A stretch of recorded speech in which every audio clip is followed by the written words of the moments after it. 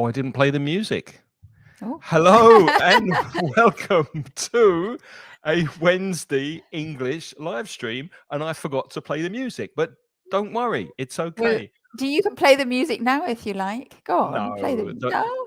the mood is gone. The mood is The mood gone. is gone. Oh. Hello and welcome. We are here to help you with your English. So, if this is the first time you're watching, my name's Craig. I write material for mansioningles.com where you can study English for free over at that website. And we also have a podcast at inglespodcast.com, which is also obviously free. And you can listen to that and improve your English every Sunday. And with me over there, my good friend Lynn is joining us this week. Hi, Lynn. Hi, Craig. Nice to be here again. So I'll introduce myself as well if people are new and they don't know who I am. So my name is Lynn, and my small business is called putitlikethis.com, and I'm an online teacher. So I give English classes online. But I specialize in trying to give you a voice for the particular needs that you might have in English, because everybody has different objectives in English. So some people want to pass an exam. Maybe if you're a business person, you want to make a presentation, or you have to be able to talk about your products.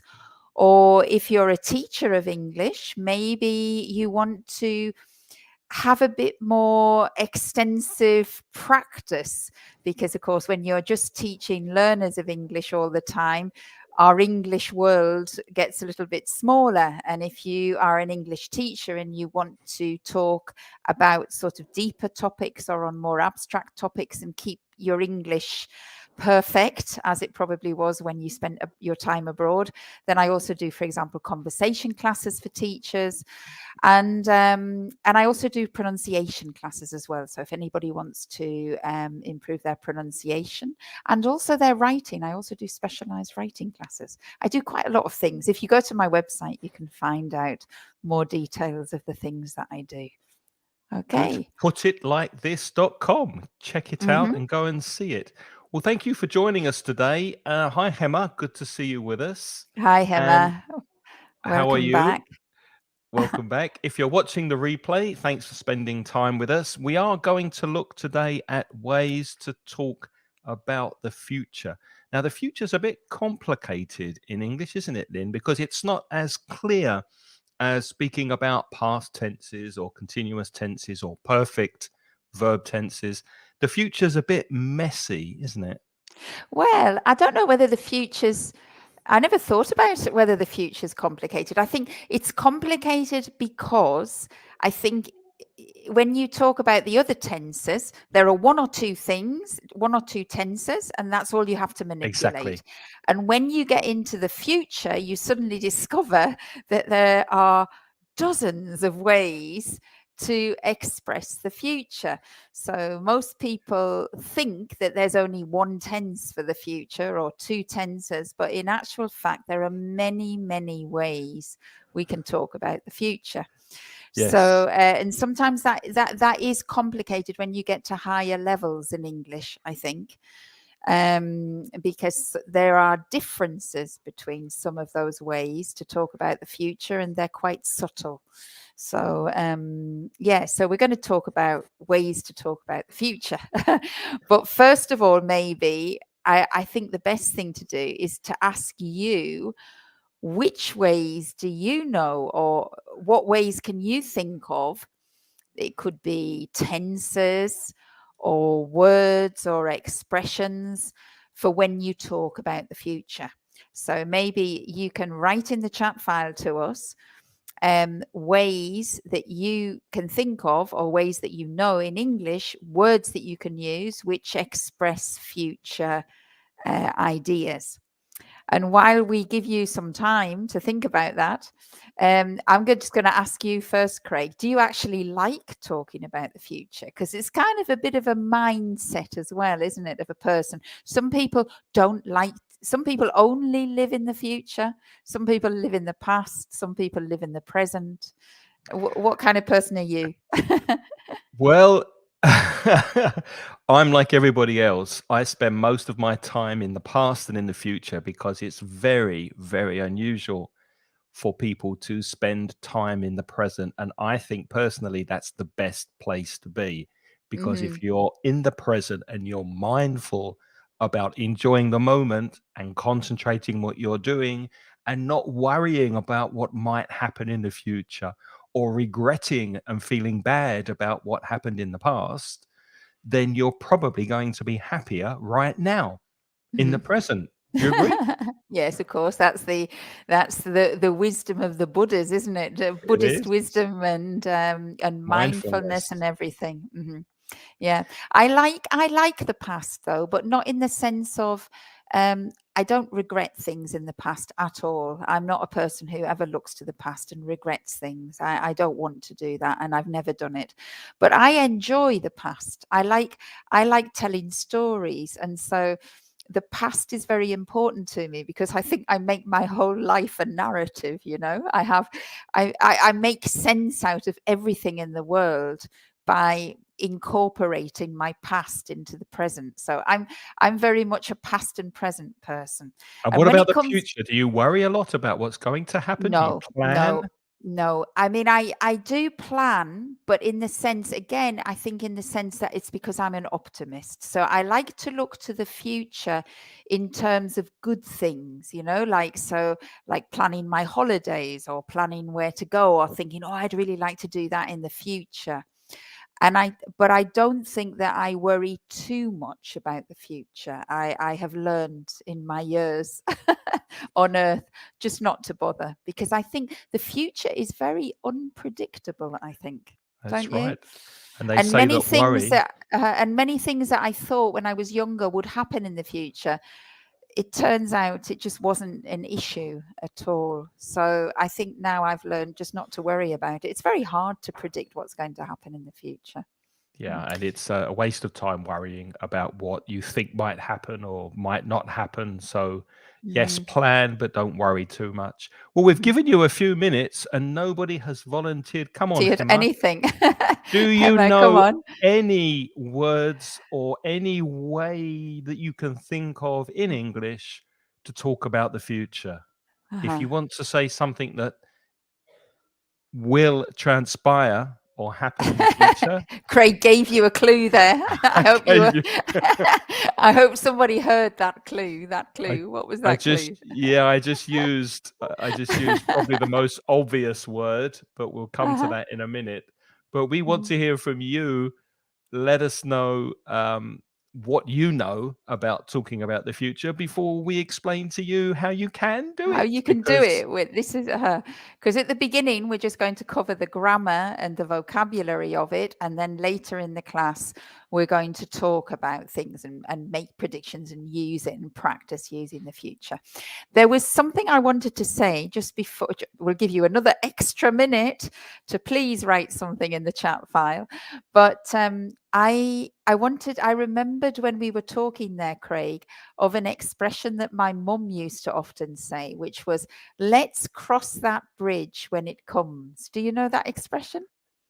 I do, but I would say it slightly differently. Yeah. How do Where you I'm say it? from, we would say, "Let's cross that bridge when we come to it." When we come to it. Oh, and I said when Yeah, it comes, when it when we comes, come yeah, to it. Let's when we cross come that to it. bridge when we come to it. Yes, I think that's what we say. Yeah. So you know that expression too, Yeah, which is yeah. basically you don't imagine the bridges that are going to come in the future, but and don't worry about them. Just wait until you're at the very front of the bridge, and then you can decide how you are going to handle it, how you're going to tackle it. So you'll tackle things in the present. You'll deal with things in the present. Don't count your chickens before they hatch. But that's a little bit different, isn't it? Don't count your chickens before they hatch, because that means when you're expecting something very good to happen, isn't it? Uh-huh. Yeah. Hmm. All Hema's started. Thank you, Hema. We really Well done, appreciate you. Emma. Thank you. Let's see So, what she's put up. What has she put will, up? Hmm. yes, that's the one I used. Will, going Hmm. to, and shall. So, shall Right. we look at will first? Yeah. Hmm. Go on. Will, Let's have a look at will. yeah, will is often used for predictions. Now, will is a modal verb and it has different uses. Will is a Hmm. modal verb like can or should or might or or must, Hmm. but we can use it for predicting what will or will not happen in the Happen. future. And that's very interesting what you've said there, Craig, because will, as you said, is a modal verb. It's not really a tense. And I think many, many people believe when they learn the future tense, they think the future tense is the word will. But grammatically, I mean, this is a technical difficulty, but technically, will isn't the future tense. It's used to express the future, but it's not a tense as such, is it? No. Yeah. And many students, especially at lower levels, will overuse will Will. to Hmm. speak about the future. If I say to Lynn, do you have any plans for your holidays this year? She said, yes, we have plans. We will go to Madrid in the summer. Hmm. But that's a plan, so we wouldn't use will for that. No, we don't say that. But we do say will for predictions, right? So when you are saying that you believe something will happen in the future, have we got did I think I gave an example? I don't know if you put that on the banner, did you? I didn't put it on the banner, but it was Okay, so Cinderella, you will yeah. go to the To the ball. ball. So if you remember the fairy tale of Cinderella, that's that fairy tale where the daughter, she has two ugly sisters and she has to do all the cleaning. And then the fairy godmother comes and she allows her to go to the ball and she transforms everything with her magic wand. And when she's waving the magic wand, she says, Cinderella, you will go to the ball. Or in some fairy tales, they say, you shall go to the ball, which was the other word that Hema used. Yeah. So Yeah. for predictions, you can predict something for somebody and say, you will or you shall go to the ball. And notice there that Lynn really stressed the will in that example. You will go to the ball. But very often when we make predictions with will, we contract it. Mm-hmm. And we also use words to soften our predictions, like I think. For example, I think I'll go shopping tomorrow. I think I will go. I think I'll go. And we often use the word probably with will. I think I'll probably go on holiday in March this year, not in April. Mm-hmm. Or I probably won't get up early tomorrow because I'm feeling really tired. Mm-hmm. So obviously the negative is won't, and we often use probably with will to modify it. Yeah, and the modifier is important because when Craig says, or the I think, yeah, so I think I'll probably go to the shop. So I think I'll buy that when you're looking at something in a shop. Now, it's really important, the modifier, because if you say, I will buy it, then you sound like the fairy godmother, the person who is in charge of the world. Yeah. And this is a mistake often made by German speakers. I don't know if you're aware of that, but German speakers of English, they have something similar in their own language, which is like will, and they often pronounce it completely. They don't contract it. They say, I will do this. And it sounds like they're very Authoritarian. powerful and authoritarian. I will do this and I will do that and I won't do this. But when we only say will and won't on its own like that and we stress it, then we give that impression that we're authoritarian. And that's why if you listen to most native speakers, the majority don't say it like that. They always contract it and they modify it with I think or probably or I think I'll go. I'm sure he'll do that. And with the pronunciation, I think most people in their English classes, they learn I'll, you'll, he'll, we'll, they'll, even if you don't you don't use it. You probably know that that exists, but you also have to be aware that we contract on other words and also on names. So, for example, we also use will for the future, but for the immediate future, not for predictions as such. So, for example, if the telephone rings, I might say, oh, I'll get it, which is I will get it, but I say I'll get it and I contract it. But if the telephone rings and Craig's in the house and my husband is jumping up, I'll say to my husband, don't worry, Craig will get it. Now, I don't know if you heard that, but I'll say it Craigle. again. Craig'll get it. Craig'll. And so this is a little sound, and most people learning English are unaware that we are saying will because they don't hear that. But it's everywhere. And the most common pronunciation of will, the most common, is ul. And I can say Lin'll get it, or him'll get it. My Right. son So will get it. my son will get it. Oh, my daughter will do that. My daughter will do that. My daughter will do that. Yeah. Yeah. So you have to really be aware that that is what people are saying, and that will help your listening as well, because when you're doing any kind of listening test, that's where what you often don't hear, because you're expecting to hear will, but you won't unless somebody is speaking in an authoritarian manner. Like you Yeah. will go to the ball. And then you will hear the will. So will for predictions, and we will give you some examples later. We'll give you some examples later on. Now let's move to the other thing that Gemma mentioned, going to. Well, what's the difference? We'll explain. So going to is used for prediction when there's evidence. And if you've seen going to or going to be in a course book, you've probably seen the famous example. Look at those clouds. They're dark. Those clouds are black. It's going to rain.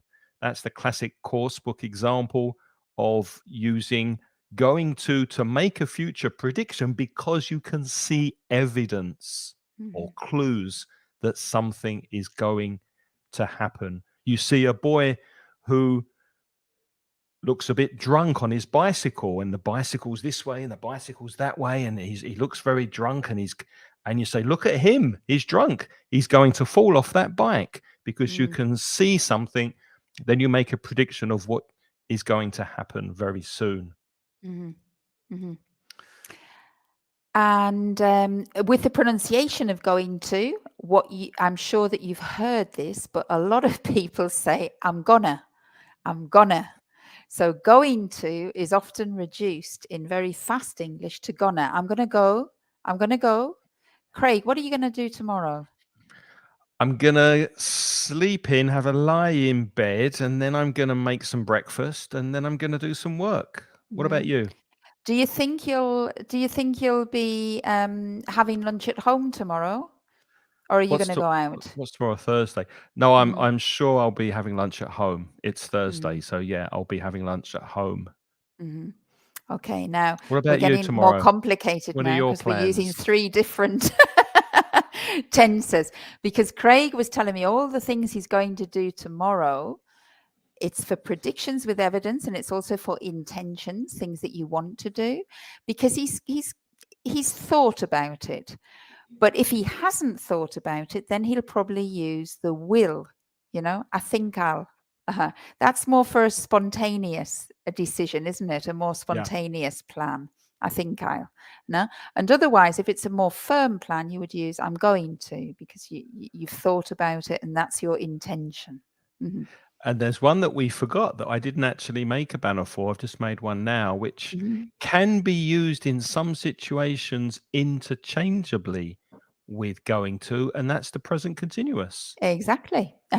When we have plans. So, for example, the present continuous is probably more common used to talk about the future than it is to talk about things happening now. Absolutely. Because we don't usually say, oh, I'm speaking to you now, I'm watching the computer, a film on TV. I'm doing Yeah, a we lesson. don't We don't do normally say that. commentaries of things that are happening now, unless you're a football commentator. Exactly. But I would say, um, for example, mhm. I'm having lunch at home tomorrow. So there I've used the Yes. present continuous to talk about a plan I Mhm. have for tomorrow. Mhm. And I could also say I'm going to have lunch at home. Mhm, mhm. And often the present continuous, there are some situations where the present continuous sounds like you have made, it's more than just an intention. It maybe involves other people, and it's more of a fixed arrangement or a plan. So when Craig says, I'm having lunch at home tomorrow, probably, Craig, I suppose that your wife knows that, and you've decided that you're going to be having lunch together, I Well, suppose. if Yeah. she doesn't know that, then I'll probably be having lunch in a restaurant because I don't cook. Because you don't cook. Well, there you So are. I'm So assuming she knows it. Yeah. that's right. So, of course, because the plan involves more than just you in your head with your intentions, that's when we're more likely, I think, to use the present continuous. So sometimes I say, oh, I'm flying to Greece next week.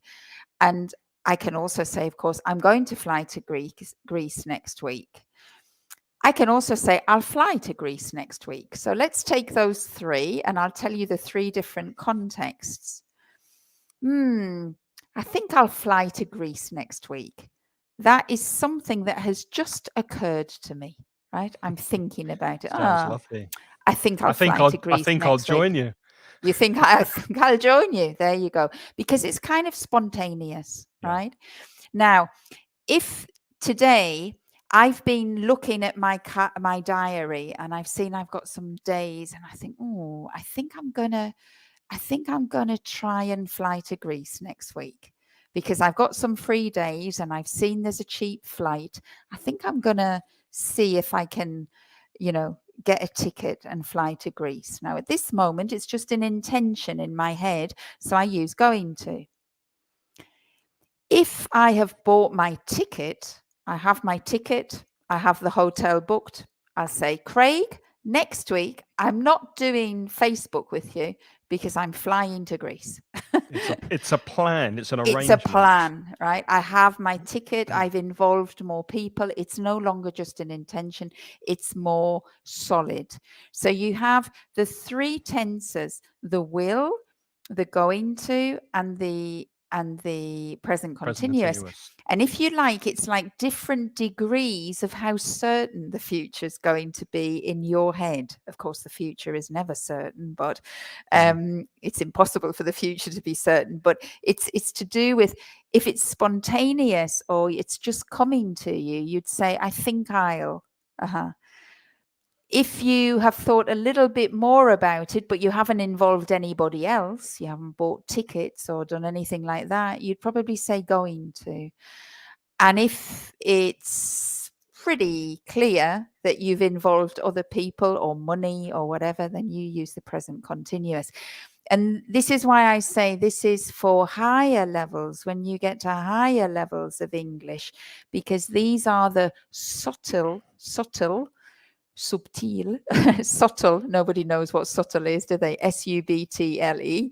These are the tiny, weeny little differences, but the listeners, if they are native speakers, they detect these differences, right? So if I say, I think I'll fly to Greece next week, Craig might think, I could change her mind. No, Lynn, come on. We've got Facebook. Come and do Facebook with me. Right. But if I say I'm flying to Greece next week, Craig won't even invite me to do Facebook because I've made it really clear that I've got a fixed plan. I know it's so he wouldn't even invite me to do it. Right. Yep. So, of course, this can have implications, of course. Right. They're very tiny differences, but they're there in the language and we use them. So if you're trying to push your English to a higher level, maybe you want to think very carefully about how you are using the future. Of course, for foreign speakers, and even if you're a bit of a lower level, if you get them mixed up, don't worry. I'm sure that the people will understand what you're trying to say. Okay? Especially if you use a future reference, then that makes it clearer. So Yeah. I think I'll go to Greece next week. Mm-hmm. I'm going to go to Greece next week. I'm going to Greece next week. That next week makes it clear that you're talking about the future. Francisco Absolutely. has a question. Would it be correct to write gonna instead of if? Going to? Well, it Instead of depends. going Instead to. of, sorry, instead of. It depends, Francisco. Usually not. It's usually spoken English because we're lazy, because we don't like saying every single individual word like a robot. That's why we contract and miss sounds when we speak. But if you're writing a very informal WhatsApp message, on your phone, or you're chatting to a friend with whom you have a very good relationship, then yeah, you can write gonna. But for most writing, especially formal writing, no, you would No. write going to. Yeah. And Maria has said, so if I say I'm planning to go to Greece next month, is that okay? Yes, of course it is. And what you're using there is present continuous. But of course, you're using the verb plan, which makes it very clear that you're talking about the future. And I'm really pleased you use the word plan or the verb plan, Maria Clara, because there are some verbs that inside the verb, there's this understood meaning that we're talking about the future. If you plan to do something, and notice I use the infinitive, plan to go to Greece, plan to do something, plan to learn next year, then plan is obviously something that's going to happen in the future. And there are other similar verbs that by implication speak about the future. For example, intend. I intend to go on holiday this year. Or, help me, Lynn, there are a few of them, aren't there? I intend, I'm plan, planning, promise. Yeah, promise, possibly. Yeah, they're verbs with a future focus, aren't they? Yeah, there's a few of them. Intend, plan, Hope. hope. Thank you. Hope. Hope. Yes. And they usually take the infinitive after them. Okay, and Eddie has a question. Yeah, she says we use present continuous when we make sure about the activity or the plan. For example, I'm cooking for my family tomorrow at night. Absolutely. Fantastic. And that implies, Eddie, that your family know that you're cooking for them. Yeah. And they're going to be all waiting. They're counting on you cooking for them. Right. Okay.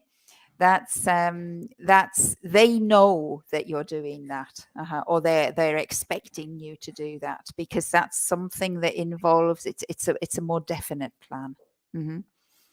Okay.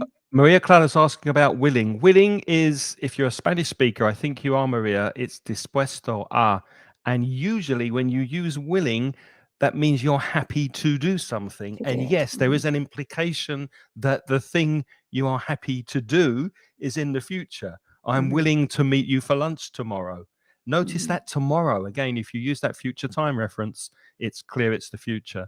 I'm willing to speak to you in private. I'm willing to answer your emails, for example. So yeah, you can use willing to speak about the future. And all of those are for the future. Yeah. So what more do we have? Okay. We have some more ways of talking about the future. For example, bound to. That's when things are certain.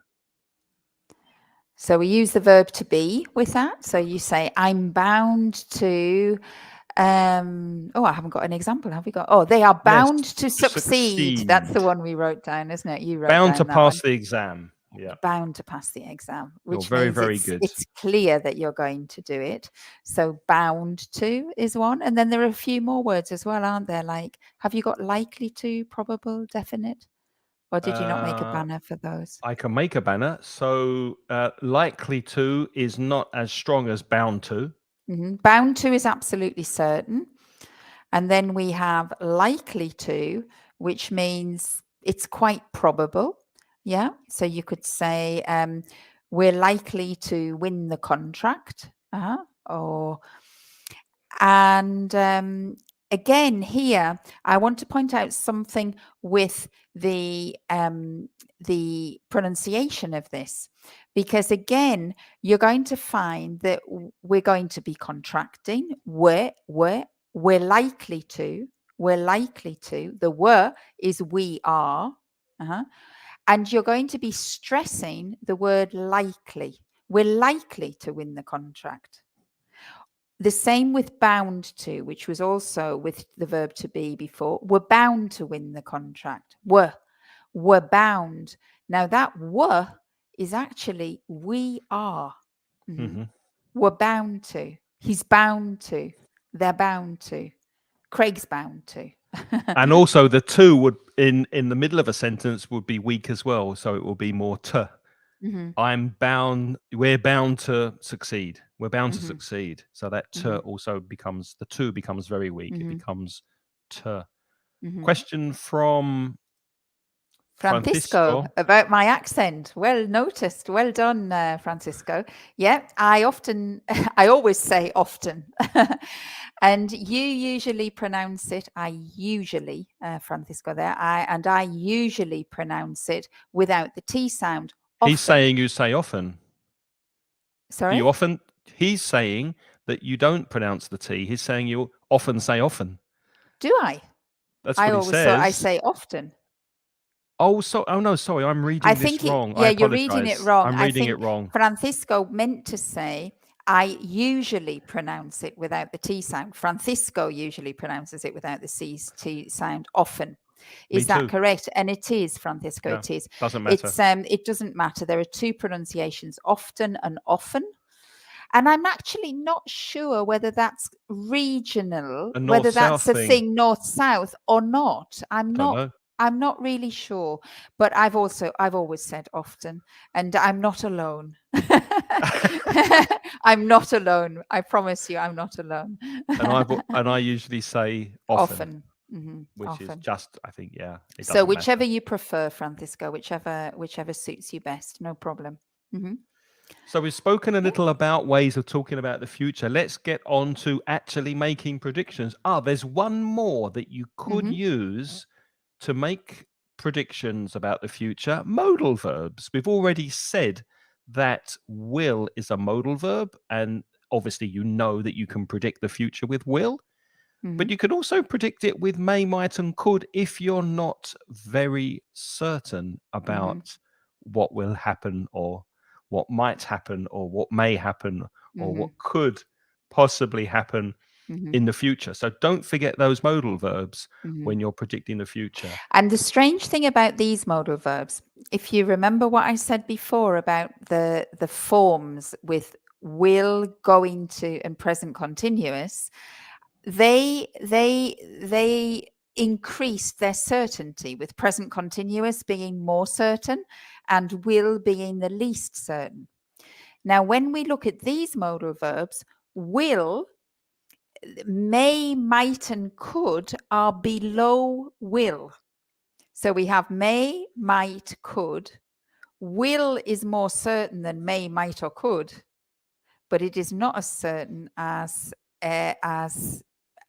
present continuous, which involves lots of people in terms of arrangements.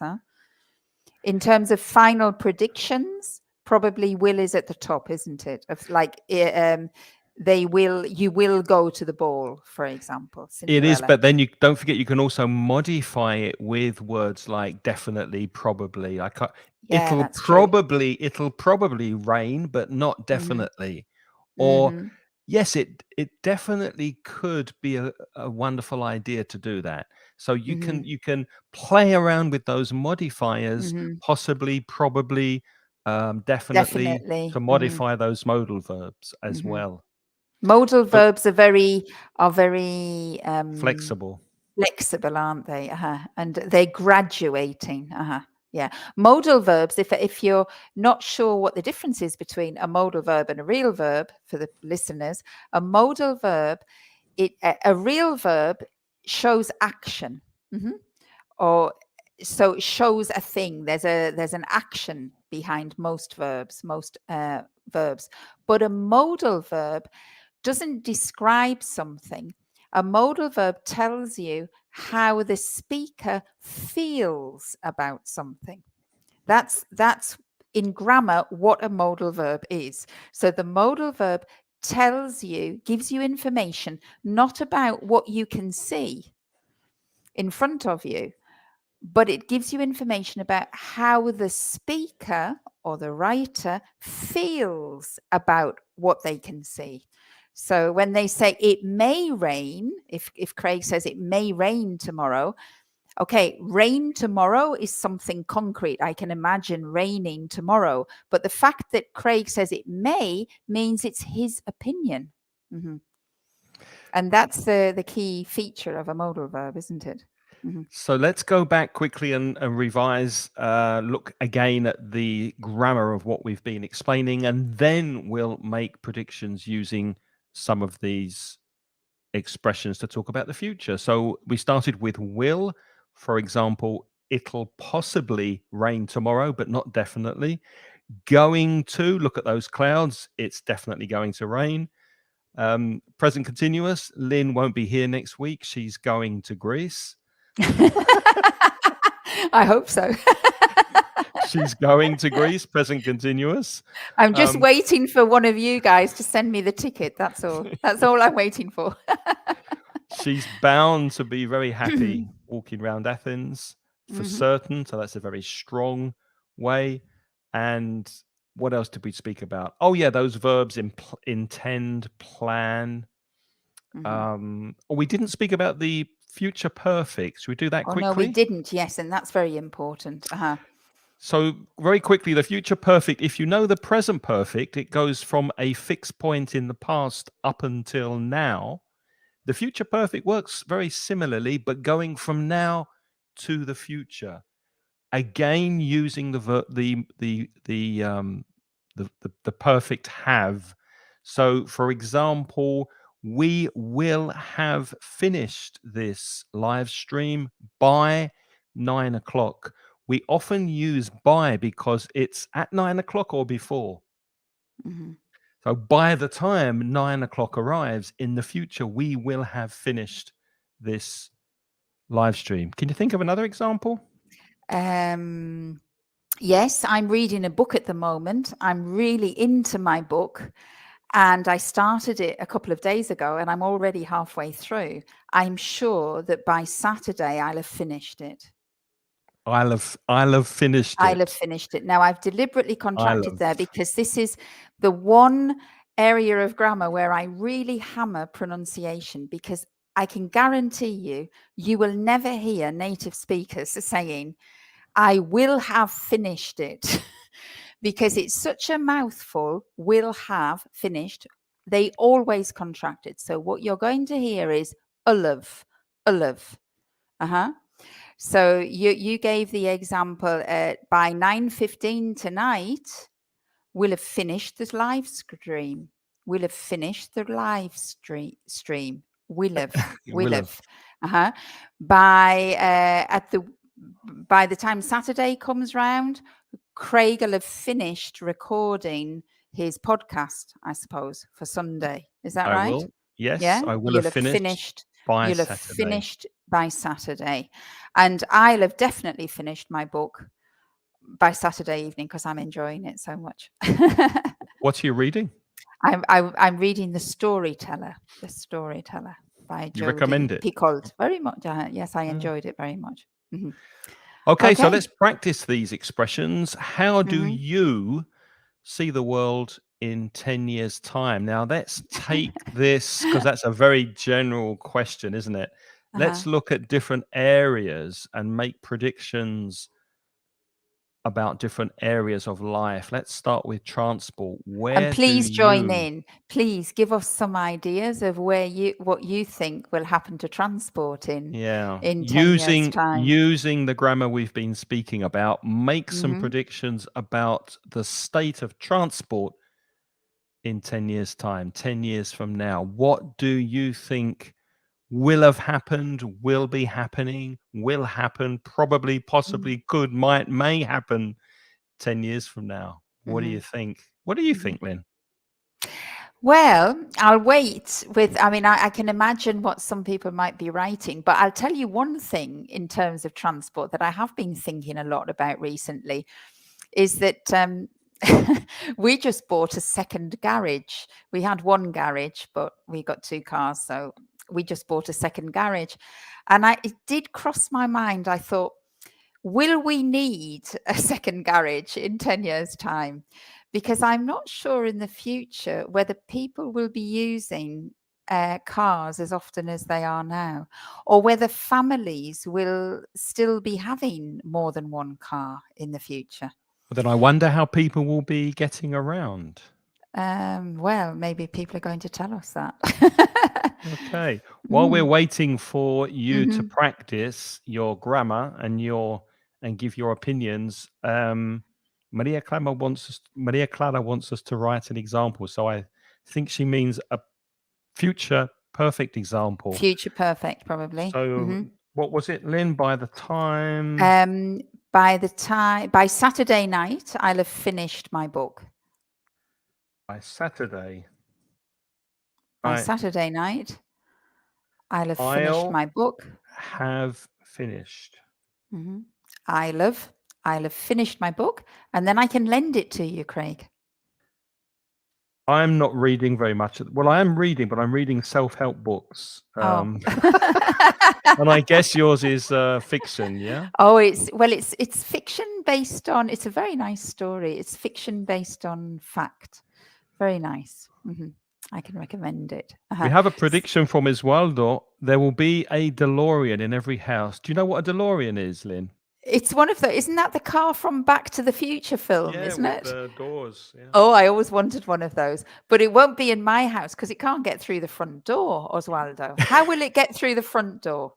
In the garage, tell maybe me, in every garage. How will it get through the front door?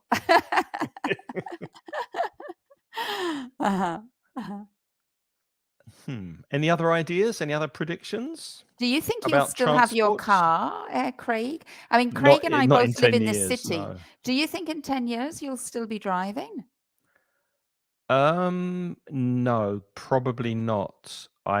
Because I only really, well, I don't know. Because you don't drive a lot, do you? You don't use your car too much, do you? No, I won't be driving the car I have now because it's already 11 years old. So if I am driving, I'll definitely be driving a different car. But will I be driving? I don't use the car in Valencia. I don't use the car to move around. I go by bus. I travel by bus. I walk. Sometimes I take my bike. I don't use the car. And it's the same with me. I'm using my car less and less. But I do hope that in 10 years' time, I'll be driving a California camper van. All around Europe. All around Europe. That's my dream, to have a California camper van. So I really hope I'll be driving a California camper van in 10 years' time. Will it be electric or will it be petrol? Well, I think it'll probably be petrol, don't you think? No, not petrol, electric, because everything's turning to electric. It'll probably be electric, I think. But yeah, if the government agree to put in charging stations in the streets, because there are so many people living in flats in Valencia that they can't charge an electric car if there aren't points on the street. But it is happening in the garages where I have my garage. There are one or two neighbors who have already installed electric charging points in their garage spaces, and I have seen at their increasingly expense. At their expense in their garage, because it's a shared garage. And I have seen there in Valencia, there's quite a lot of, well, there's always more. I'm seeing more and more on the streets, charging points.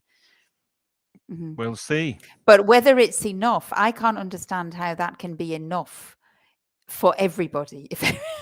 Because it's fair enough if there's only one or two electric cars. But of course, if you look at the quantity of cars on the streets in Valencia, I can't imagine it would ever be enough to be able to charge all those cars.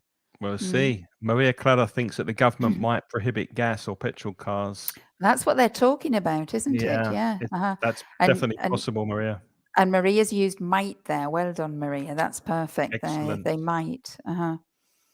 I mean, that's the implication, isn't it? The government is implying that they're going to get rid of petrol cars. I know that they've definitely said they're going to get rid of diesel cars. So I know lots of people now have decided not to buy a diesel car because they're worried that in 10 years' time they won't be able to drive them. Yeah, diesel used to be cheaper than petrol. Now, since the war in Ukraine, it's become more expensive. Exactly. And people used to buy diesel cars because they said they would last longer, didn't they? They thought Yes. diesel cars were more, they lasted longer. I've put an example in the chat. I've said that I think we'll have flying cars before the end of the decade. You don't really believe that, do you? Yeah, I do. Oh, really? They already exist. They're Do the they? technology. Really? Yeah. Uh-huh. If you Google flying cars, they were testing. A company was testing them at the Consumer Electronics Show, I think, in Las Vegas this year. Wow. And they look like drones. You know, the Oh, drones you wow. can Oh, yeah. fly. Yeah. They've got lots of propellers, so that if They're one like propeller, helicopters, really, then they're maybe. helicopters, but the difference is helicopters only got one blade, hasn't it? Oh, yeah. But these cars have got several, so if one fails, the others will keep the car up, so it's Oh, safer. my God. So yes, I Hemma's think we made a will. very good joke. I like Hemma's joke. She's apologized for it afterwards in things. Please put Hemma's joke up. I like it. I think it's really good. She said, I don't think electric, not electricity, electric cars have a future continuous. To make the joke really work, you have to say a continuous future. Yes. Very But good. very good, Hemma. Yeah. And you don't think that they have a future. I do wonder about it because, and I think, where is all the electric going to come from? I mean, if we generate electricity by nuclear, solar, wind, and coal, yeah, and we have to generate electricity from something. And if all the cars and all the transport change to electricity, I'm thinking we're just going to have the next environmental problem, because where are they going to get all the electricity from? There's another possibility for energy. I agree with you. It's I don't know, but hydrogen is another technology that's becoming popular. The only problem with hydrogen, it is clean energy, but it explodes. It explodes. It blows up, doesn't it? Yeah, so it can be really, really dangerous. So I don't know. Isn't that what happened that time to, can you remember the Hindenburg, wasn't it? Those big, didn't that blow Airships. up? The airship, because they put hydrogen in it, didn't it? It did, And yeah. So imagine that happening to your car. Yeah. Okay, let's move on to another area. Health. What are your predictions for health? Do you mean my health or the health service? No, health in general. For example, I don't know if you've noticed, but doctors are more dealing with patients by phone these days since COVID. Because BC, or before COVID, they BC. I used to use BC for before children, but good one. We're laughing. I don't know if the rest of you know what BC is, but BC stands for before Christ. BC and AD, to do with obviously the calendar. But Craig is making a joke. So BC is before COVID, is it now? Yeah, we used to go and see the doctor face to face. Now it's more by telephone, and maybe that will move more online. We are being encouraged to deal more with our health because of smartwatches and information that our devices give us about our health. So what are your thoughts on health in the future in general? And the way that services. Hospitals, the health service, what are your predictions for that? Nurses, doctors, technology in health. Yeah. Will our I think lives I be read extended? I think I read somewhere that, they are going to have a lot more like sort of information about our individual health. So, for example, in the future, we might have, like, I don't know, like a smartwatch or some chips implanted somewhere where it's actually monitoring our health constantly. And then we'll get alerts on our telephone if we're about to have a heart attack or something like that. I'm sure I'm simplifying it all, but I have read some things like that where they think that that will be the case. But I think that that's quite scary. I really don't want to know. I mean, we all know that we're going to die, don't we? The point Yes. is, we don't really want to know when. I don't want to know when. And I don't want to be constantly thinking about, is my blood pressure too high? Is my blood pressure too low? Sometimes ignorance is bliss, they say. But that also has implications for insurance companies. If your data is online or you have a smart device that is monitoring your vitals, your blood pressure, your heart, etc., then Mhm, obviously insurance companies can take that information and adjust your premium. Your premium is how much you pay for your life mhm, insurance. So that mhm, does have implications. I've mhm, got some comments coming in. Paola just says stem cells, but if you can try to put that in a sentence so that you're practicing those future ways, or the ways of predicting the future, Paola, that will be better. mhm, What do you think about stem cells in the future? mhm, Maria says there might be more instruments to prevent or cure diseases. mhm, I would not use might there. I'm more certain than might. I think there will definitely be more instruments to prevent or cure diseases, and I think we'll probably be living a lot longer than we mhm, are now. mhm. Maybe we'll be living forever. Will we be living forever, do you I think? hope not. Be frozen in some computer somewhere in Okay, in virtual that sense. reality? I don't Yeah, know. could be. Yeah. But you're right, Craig and Maria. I wouldn't overuse might. You used might earlier, and maybe you're thinking this is a nice go-to future, but be very careful, because that if you say things like there might be, it makes you very it makes you very wishy-washy, sitting on the fence. If you use might every time you're going to use a future, then you come across as being not very decisive or not having a clear opinion. If you want to have a clear opinion, then use the kind of tenses like Craig used, like there'll probably be. That is a little bit. I mean, he said there'll definitely be because he's sure. If you don't want to be so sure, you can say there'll probably be. But when you say there might, it could be there might or there might not. It's like not very, you're not committing yourself to making a prediction when you use might in that sense. Would you agree, Craig? Or Yes, am I splitting hairs? you're being you're being very, very diplomatic, Maria. So yeah, Yeah, that's like a diplomatic, isn't it? diplomat. Yeah, I Yeah, might. I diplomatic might. people, they might, and then you can't really hold the person to their opinion afterwards because it's very um, uncertain. Paula says that she agrees. She doesn't want to know when she'll die. No, I don't think Hmm. many people do. Hmm. Um, I think that free healthcare is likely to collapse in many countries. That's my prediction. Hmm. Hmm. That's what I Paula's think. just made a prediction about the stem cells. They're used in cancer treatments and also in aesthetic medicine. It's a wide range of applications. Hmm.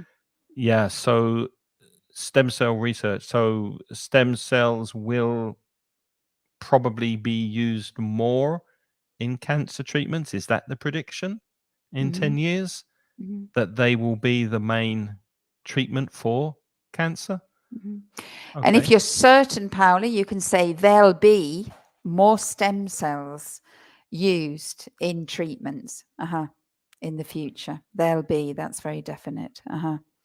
Let's change to work. Maybe this will be our last area. So, Hmm. what changes do you expect to see in the area or arena of work?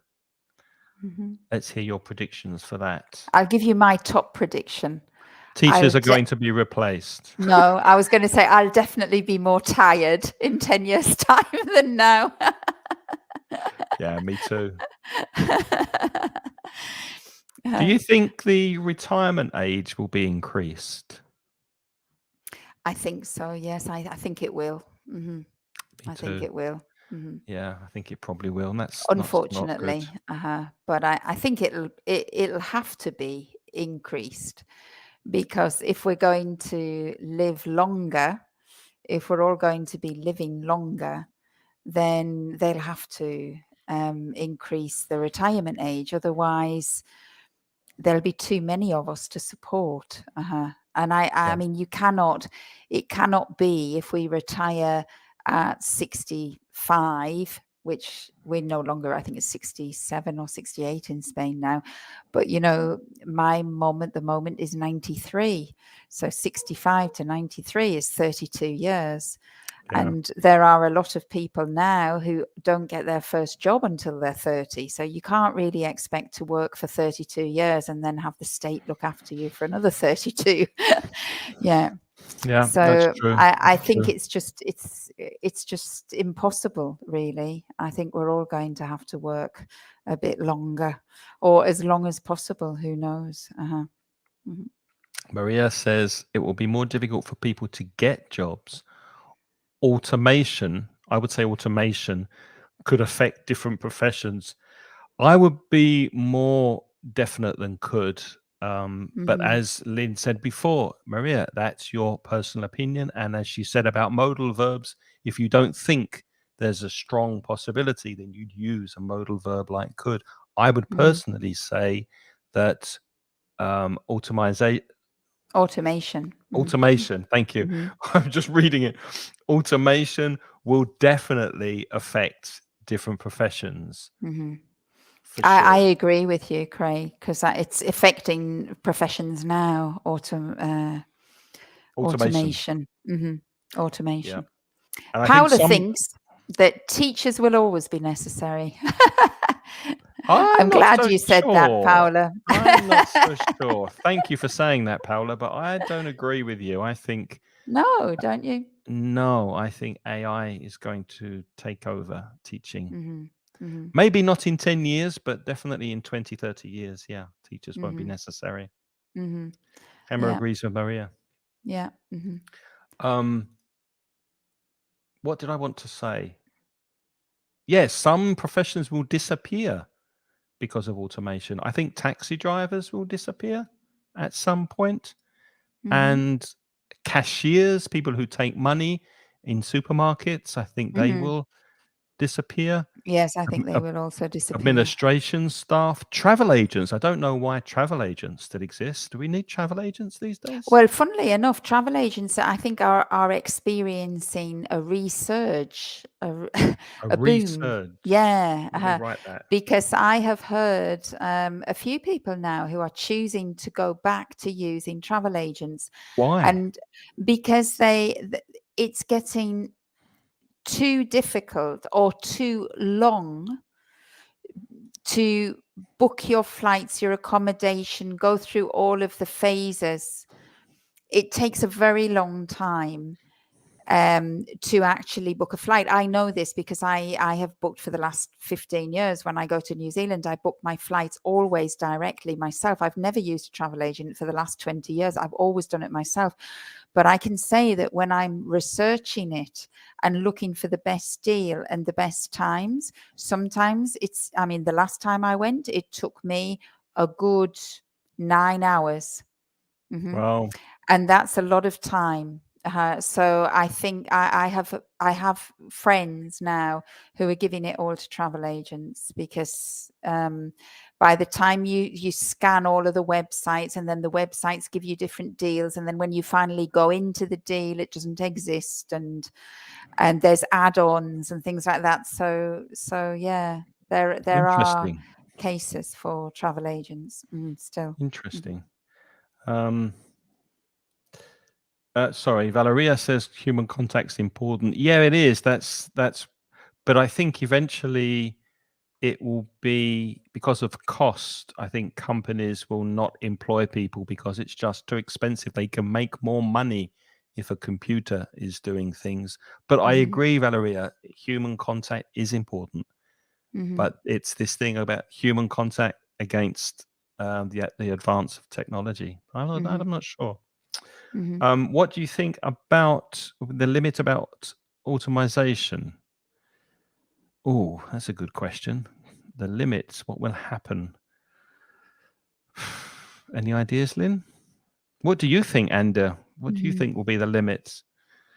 I don't Yeah, know. I'm It's not I'm difficult, not isn't sure. it? I think when it comes to manufacturing, I think the sky is the limit for automation.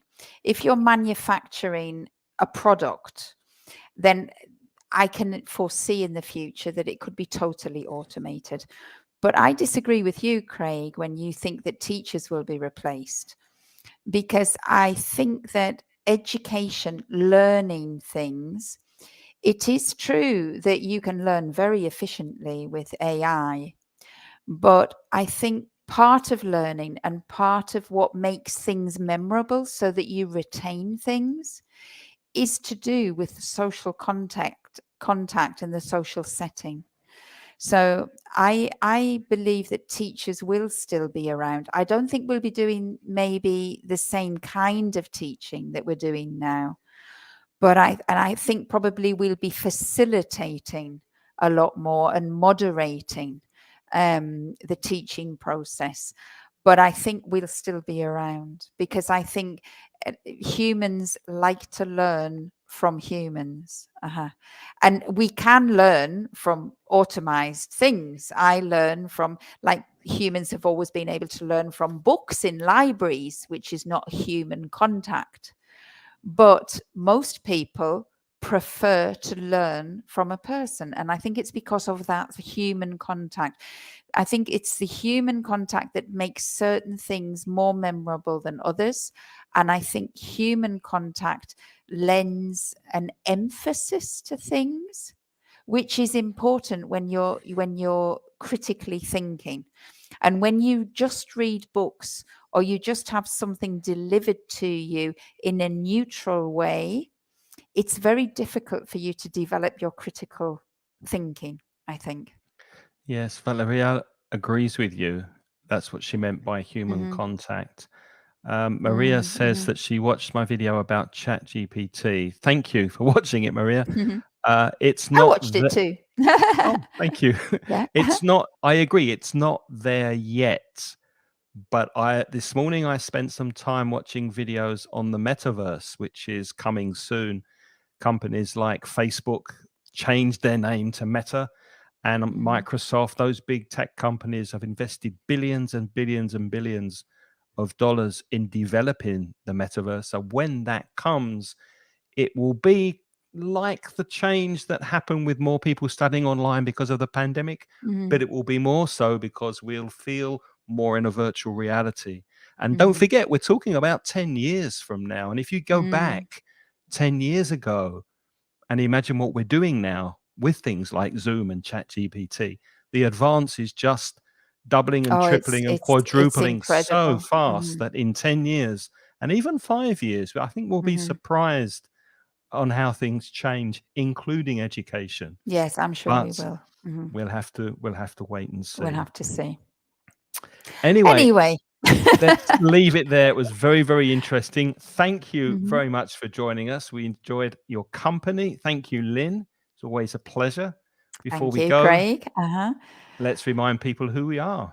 Okay, so yep, I'm Lynn. My language teaching business is putitlikethis.com, and I'm an online teacher. So I am modern and I'm in the new world, but I'm not And artificial. you're It's real, aren't real you? me. Real I'm not Lynn. artificial intelligence. It's 100% Lynn. I hope I'm intelligent in some respects. Very. But I'm definitely not artificial. But you do see me in a potted version online like this today. If you want to join my classes, if you're interested in language improvement, then you can go to putitlikethis.com and you'll find more details about what I do, and you'll also be able to contact me if you're interested over the website. Mhm. putitlikethis.com.